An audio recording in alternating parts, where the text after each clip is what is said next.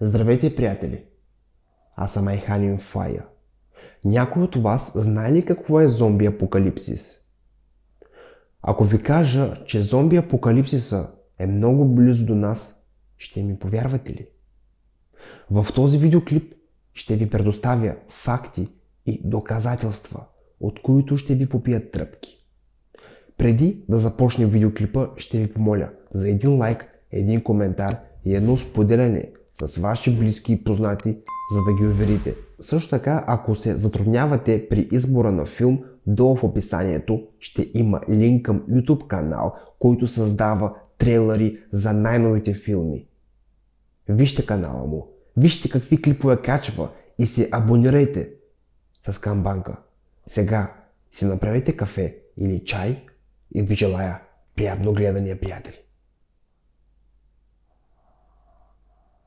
Здравейте, приятели! Едва ли участниците в зомби конкурсите, които се провеждат всяка година в Торонто, Едмънт, Монреал, Москва и други точки на нашата планета, предполагат, че те участват в генерална репетиция на бъдещо събитие, което може да се случи от днес за утре. И ако е така, е време да започна с зомби образованието. 30 април 2011 година в затворена интернет мрежа на Американската разузнавателна общност е бил публикуван интересен документ с кодово име Конop 8888.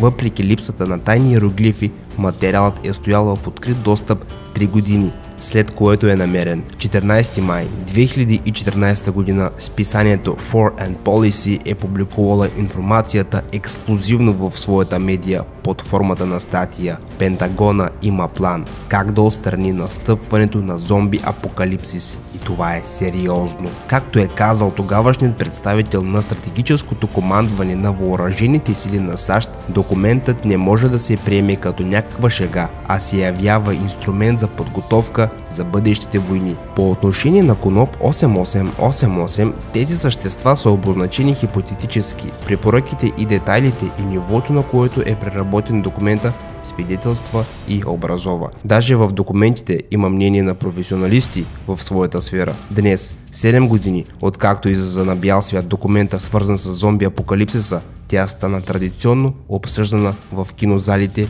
и на Хелуин. Темата отново се оказва в центъра на световните медии. Какво е това? Съвпадение или неизказаните тайни от проекта през 2011 година? Нека да се опитаме да намерим решението. Епидемиолозите са объркани. Само за 15 години биографията на болестта на зомби елените се е разширила от 2 щата до 24, започвайки през януари 2019 година в 24 щата в Америка и в 2 провинции в Канада ежегодно диагностицират стотици смъртни случаи на диви елени и лосове от невродегенеративно хронично изтощение, съкратено ХИС. Заразяването става с пряк или непряк контакт, с слюнка, кръв, урина и други биологични течности на заразеното животно. Според данните на Центъра по контрол и профилактика на заболяванията в САЩ, горското стопанство, където вилнее епидемията, са заразени 25% от животните в района, а в съседните гори процентът се снижава до 10. В зависимост от щама, инкубационният период може да продължи до година и дори повече, но финалът винаги е предсказуем. Елен или лос, дали е зомби или не, е много лесно да се разбере. По силно фокусираният поглед, липса на координация, летаргия и непроизволно отделение на слюнки, увиснали уши и агресивност и липсата на всякакъв страх пред човека. Такова животно винаги яде и не може да се насити, винаги иска да пие. Животното е обречено на мъчителна смърт. През февруари 2019 година мъж в Южна Корея е забелязал заразен лос в зоопарк. През 2016 година първият случай на заразени елени са били фиксирани в планинската местност на Норвегия в района Норт Хил. За да спрат разпространяването на вируса, властите са приели крайни мерки. Било е решено да се ликвидират повече от 2000 елени. Полето, на което са се разхождали животните, е затворено и преградено и поставено под карантина за минимум 5 години. Всичко това наистина изглежда страховито и силно напомня на филм на ужасите. Но какво е отношението към хората от зомби заболяването при животните?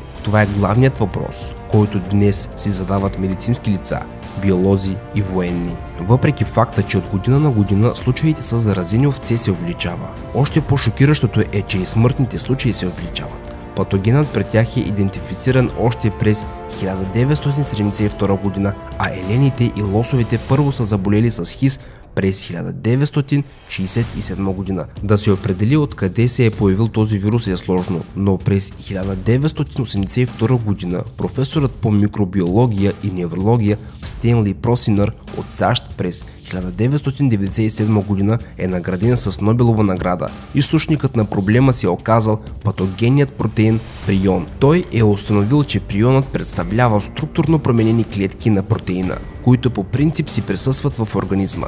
Молекулите от този променен вид контактуват с здрави такива и активно ги стимулират в преструктуриране и превръщайки ги в подобни патогени. Събирайки се в отделни блокове, протеиновите клетки буквално потискат жизнената дейност на клетките, които водят до смърт на невроните. С течение на времето се пуска реакция, водеща до функционално мозъчно увреждане. Поради външната прилика на приона в мозъка с морска гъбка, болестта е получила названието енцефалопатия. Тъй като оригиналният здрав протеин се явява основният протеин на организма, то прионите възприемат имунната система като своя. В същото време те издържат на това, от което обикновените вируси умират, нагряващи се до 400 градуса по Целзий, издържат на въздействие от формалин и радиация. Запазват способността си за самовъзпроизвеждане, за разлика от всички известни на човека вируси, не разполага със собствен ген, ДНК и РНК. С подобна суперинфекция учените са се сблъснали за първи път, тъй като нуклеиновата киселина е маркер за живота на нашата планета. Всички известни вируси и бактерии имат определени геноми, които им определят жизненият им цикъл и план за улавяне на жертвата. Но този зловещ прион е доказал, че за да убива и да превръща жертвата в зомби, жертвата не е задължително да бъде живо същество. Странно и плашещо, нали? 13 март 2005 година. В столовата на пожарната в Онейда, щата Нью Йорк, през деня служителите са изяли почти 250 порции заразено еленско месо, при което състоянието на някой от служителите се е влошило. Анализите са направени още същата вечер. Здравният отдел на щата е предложил на 250 човека, които са консумирали заразено месо, да се подлежат на периодични изследвания, които са щели да се поемат от здравният отдел.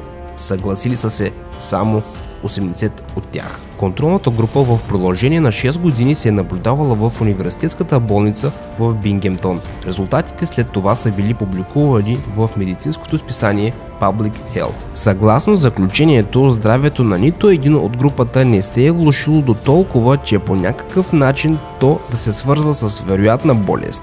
Както е съобщил ръководителят на изследванията, професорът на биологическите науки Ралф Гарута, това е най-мащабното и дълго изследване и това вдъхновява предпазлив оптимизъм. Защо предпазлив? Сега ще разберете. Експериментът Ксаба. Резултатите от научното изследване под ръководството на Стефан Ксаба от университета Калгари в Канада за експеримента са взели 18 маймуни, чието геном е максимално сходен с човешкият. Опитвали се да ги заразят с вирус по разни пътища, инжектирали им са заразен биоматериал, хранили са ги с заразено месо, преливали са им кръв. След 3 години изследвания, анализът на кръвта е показала, че 3 от 5 маймуни, които са изяли около 5 кг заразено еленско месо, са се заразили, а в останалите 2 животни са били забелязани типични за заболяването симптоми: нарушение на координацията, тремор, повишена тревожност. Една от маймуните за половин година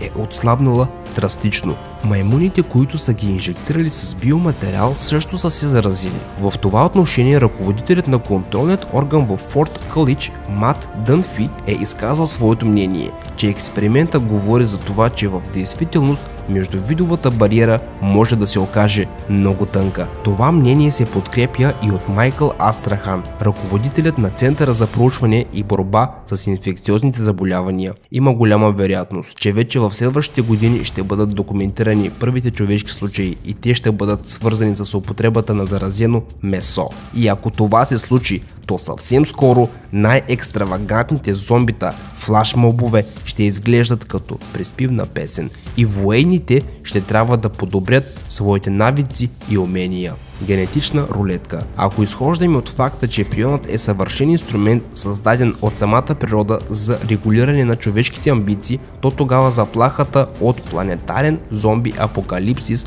поради инфекцията от патогенният протеин изглежда съвсем реално. В случая с неговата междувидова бариера все още тя се държи.